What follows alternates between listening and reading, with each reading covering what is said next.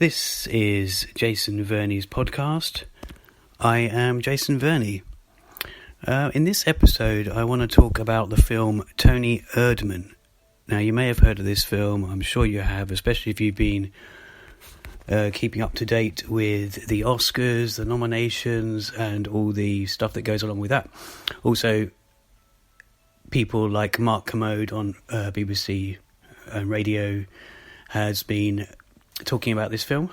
He's bigged it up quite a bit when he has talked about it, and I wasn't too sure whether I should see this film. Well, I kind of did want to see the film. I'm trying to see so many films lately, and some I've wanted to catch a second time, either because I've enjoyed or just want to see it from a different perspective and see it already knowing what's happened and enjoy it in that way.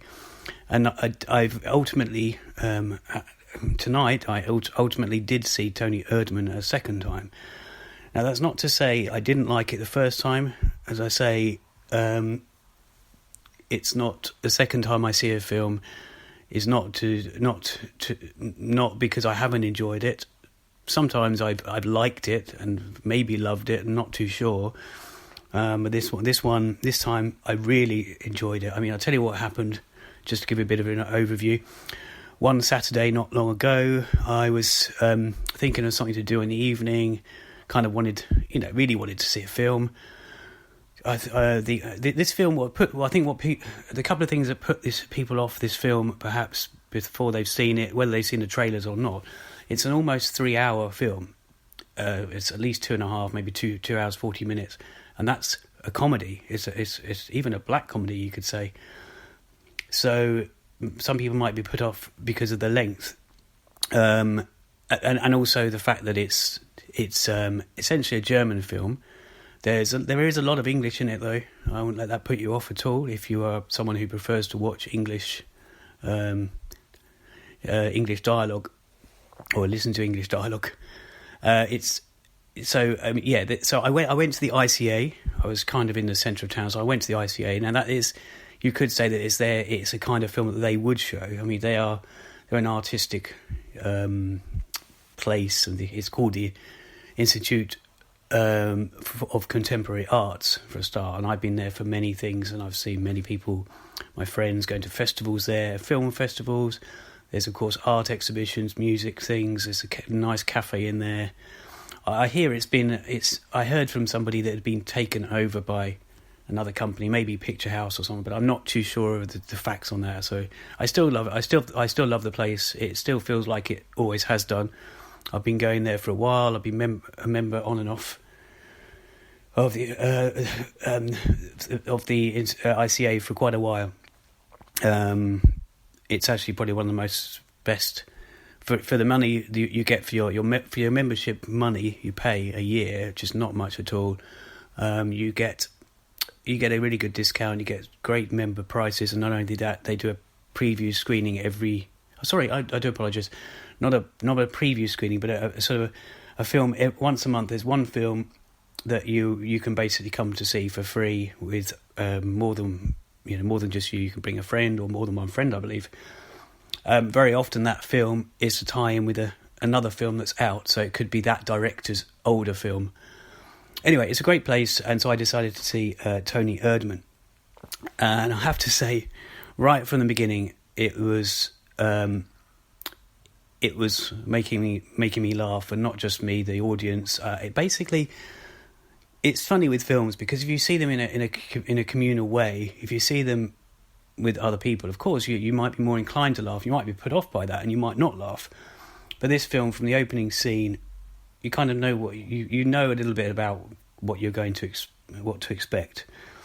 I mean, I was, when I actually came out of the film, walking along, I was still on a high, smiling, but not laughing. Obviously, I'm not laughing to myself along the street, but laughing just on a general high. I just thought it was such a great film. It's not comedy all the way through, but when this particular character, and this character is a person called Toni Erdmann, but even a bit of a giveaway there, the title itself is called Toni Erdmann, but even Toni Erdmann itself is kind of you could say a fictional character. I'm not. I don't mean that in a kind of imaginary friend kind of way, but in a way that this is a name that somebody uses. This the main character, the main guy uses.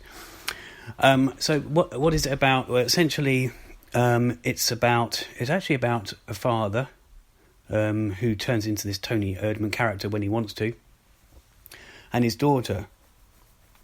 His daughter is she's actually working, I guess you say, as an expat. She's German, but she's in Bucharest, Romania. She's working with outsourcing, or she is managing outsourcing, or trying to get some outsourcing sorted.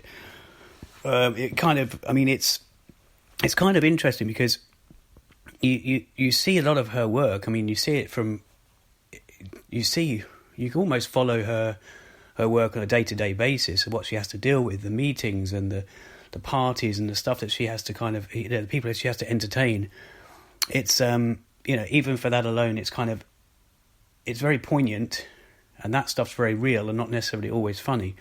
The stuff with Toni Erdmann, the character, I've just done the inverted commas there, but you couldn't see that from audio.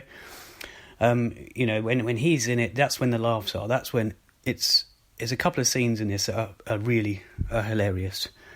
Now, this film, I was going to mention about the actual actors in it. The main actress is Sandra Hüller. I'm not sure if you say that right, Sandra Hüller.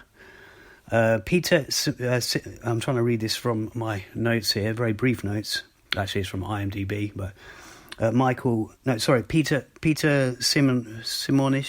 Simonishek. He plays Winfried, but he's the guy that falls into the character when he wants to of Toni Erdmann. And the director, the all important director, is Maren Adi or Maren Ad. Looks like marinade, but it's she's actually the director and writer, and she does a brilliant job. I mean, what she's done with this is fantastic. I haven't seen her other work, so I can't really comment on how true to her other stuff her style is of this, but it's fantastic. It's some people say it's cringeworthy. Some people say it's it is cringeworthy. It makes you cackle, chuckle, cry, and cringe. But it's poignant. It's not a feel-good film all around, but it does. I mean, I suppose it is a feel-good film in many ways, but it's just a very poignant film, a very real film, very real. But even with that, I mean, there's a scene that even the Farrelly brothers would be proud of. Something about Mary. There's a scene which you could imagine being done in a much more crude way in that kind of Hollywood kind of laugh out loud every minute kind of way. There's certain bits in it that are very like that, very much like that. So it's actually quite emotional at times. I mean, you can see what's happening with the father's probably trying to gain the love of his daughter. She works too hard. That's pretty obvious in the film, and he wants to spend some time with her, and he keeps popping up in moments of her life. I mean, I will say this: you'll probably never look at Petit Four. Is it called Petit Four? Petit Four. Like fondant fancies, you'll probably never look at them in the same light after a certain scene in this. Saying that, on this particular second screening of it, which I saw at the Tricycle Cinema, I was tucking into a Bakewell slice not long after that. So anyone who's seen the film might think, oh, that's a bit sort of weird. But anyway, there's a really funny scene which you might have seen online where the daughter, they're at a house and she sings a Whitney Houston song. She's introduced as Whitney Schnook. Again, I really, you should see this film to know what this is about, to know where the laughter comes. But it's essentially a karaoke version. It wasn't probably my funniest scene, but it's very funny. There's probably the funniest scene that keeps coming every time the doorbell goes. It's another laugh. Is a 15-minute house party scene. Which involves nudity and so much laughter. I mean, it's unbelievable. it just does it in such a way, you're never sure. It's done in such a plain sort of deadpan way, and this girl is going through so much stress in her life, even though she's trying to hide it, I guess. In some ways, she doesn't even realise that she's this workaholic that she is. So it's... I really want to elaborate on the film, but I don't want to give too much away, because it's, I think it's something that people will need to see for themselves. But as I say, from the first scene, it's Tony, the guy who's kind of turns into Toni Erdmann whenever he feels like it. He puts in his teeth, these kind of fake teeth, puts on a wig sometimes, and he, from the very first scene, he's playing a prank on the guy who's delivering a parcel to his house. So you already know then, as I said before, the way it's going to go. Now, what else can I mention about the film? I think, there's almost parts of the film, or scenes of the film, where the daughter, when she is she's getting fed up with her father being around in some ways, because he's always intruding at parties, and even if the people get on well with him, she's kind of getting probably a bit annoyed. But there's scenes where she's probably trying also to subtly let him see how she does live, whether that's at a party, whether there's drink and drugs or whatever.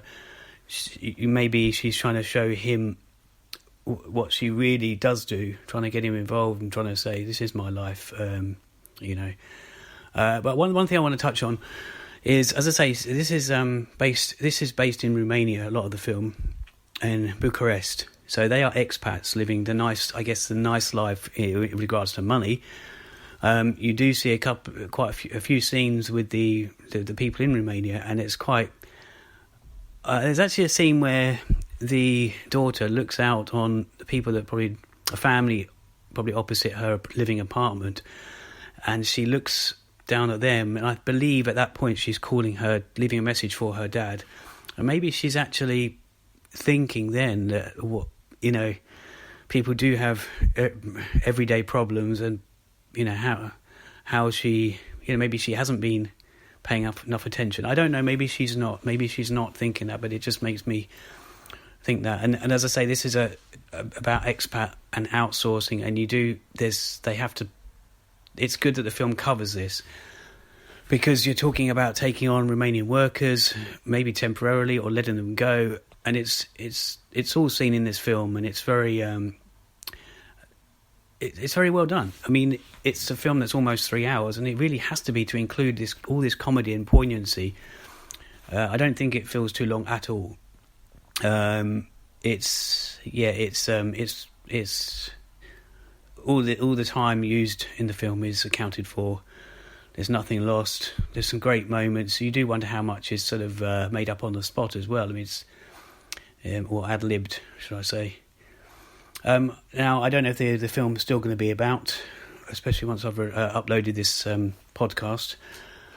But I do urge you to see it, even if it's on DVD when it comes out, or online, or if you can catch it in the cinema, all the better. It's a fantastic, unusual. So because of that, it's so it's truly original film, and I would definitely be looking forward to seeing her next work, and even the actor's next work. It's pretty astounding.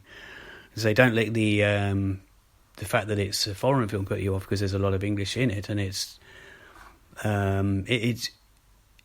really, I mean, I can't remember if I actually saw the trailer, or definitely saw a bit of the trailer, but it definitely surpassed my expectations. It's not, it's very heartfelt, it's very funny, and sometimes it misleads you deliberately sometimes, thinking that, oh, this is going to happen now because her father's been turning up at various unexpected places, and then suddenly he doesn't turn up, so you're just thinking, oh, this is quite a normal scene, then this is quite a normal part of her life.